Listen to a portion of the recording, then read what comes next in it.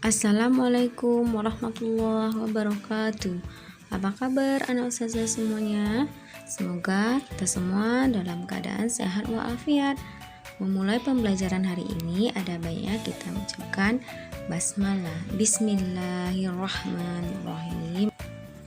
Baiklah anak-anak semuanya, kita lanjutkan lagi pembelajaran tema 5B, subtema 2, pembelajaran 5 dan 6. Silakan buka buku tematik 5B halaman 54 sampai 76 dan buka buku pena 5A halaman 116 sampai 122.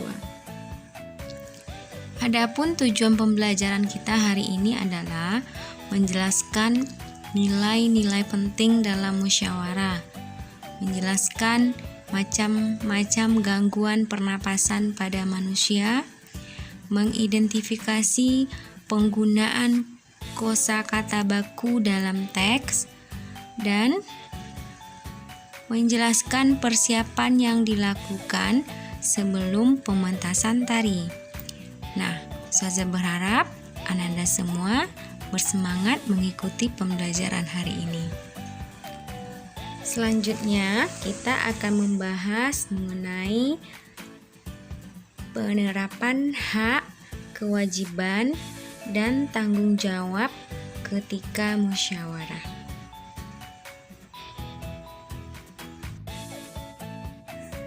Beberapa kewajiban yang harus kita laksanakan ketika musyawarah, diantaranya menghargai pendapat orang lain, yaitu dengan cara tidak memotong pembicaraan orang lain ketika mereka sedang berpendapat. Berikutnya adalah menghormati perbedaan antar peserta musyawarah. Perbedaan pendapat bukanlah hal yang buruk, melainkan bentuk keberagaman dalam musyawarah yang akan menghasilkan keputusan yang baik. Ketiga, mengangkat tangan sebelum berbicara. Tunggulah sampai pemimpin musyawarah mengizinkan kita untuk berbicara. Kewajiban selanjutnya yaitu melaksanakan musyawarah dengan semangat kekeluargaan. Kita harus menganggap peserta musyawarah sebagai keluarga yang harus disayangi, dihormati. Maka akan timbul semangat persaudaraan dan rasa tolong-menolong. Berikut tanggung jawab ketika musyawarah.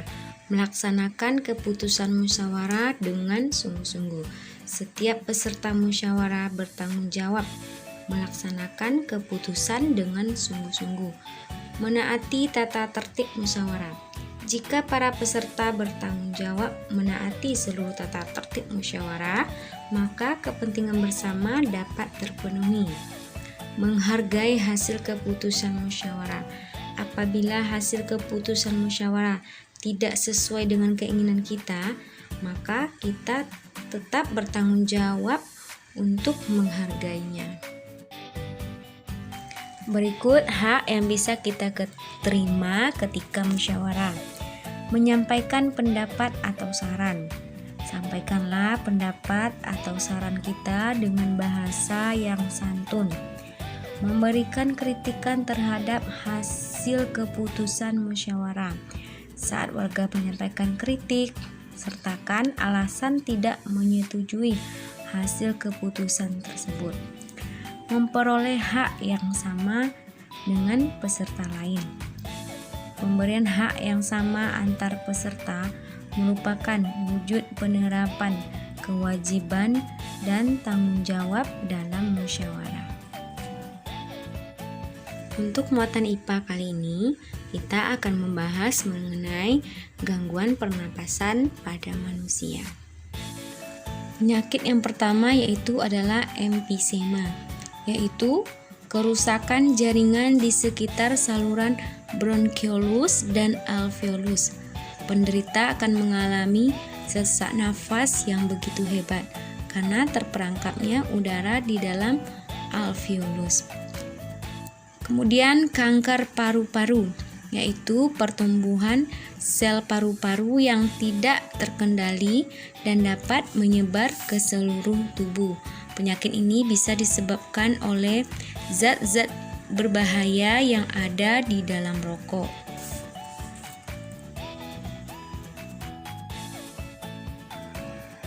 Penyakit berikutnya ada tuberkulosis atau TBC.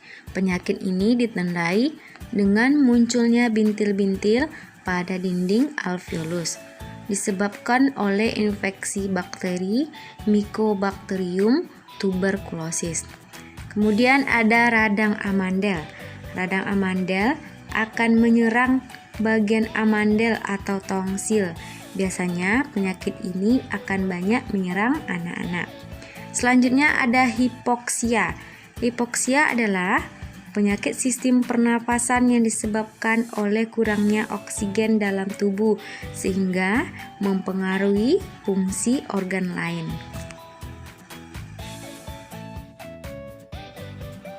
Nah, untuk beberapa jenis penyakit lainnya, baca kembali bukunya ya, Nak. Muatan bahasa Indonesianya, kita akan bahas mengenai penggunaan kosakata baku dalam suatu teks. Bahasa baku adalah bahasa yang sesuai dengan Kamus Besar Bahasa Indonesia atau KBBI. Bahasa baku tidak hanya digunakan dalam bahasa tulis, akan tetapi juga digunakan dalam bahasa lisan seperti pidato, sambutan, dan pengumuman. Berikut perhatikan contoh kata baku dan tidak baku.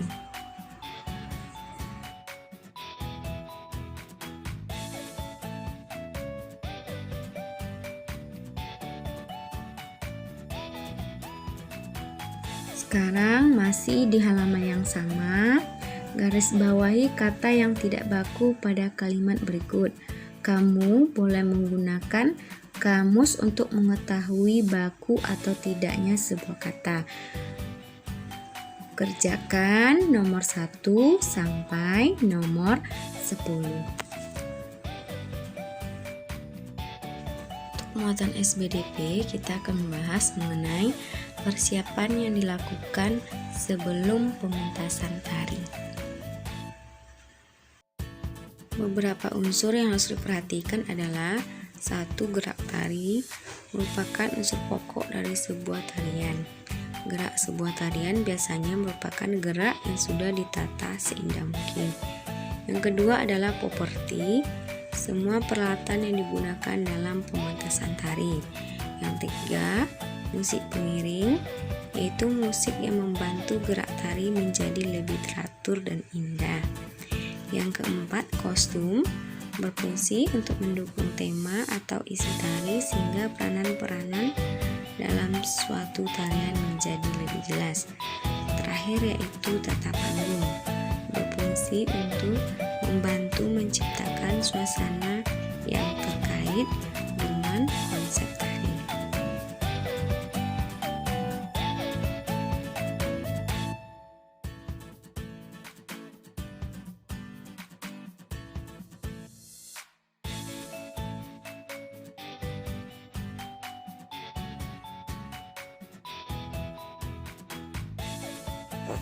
Demikianlah pembelajaran kita hari ini.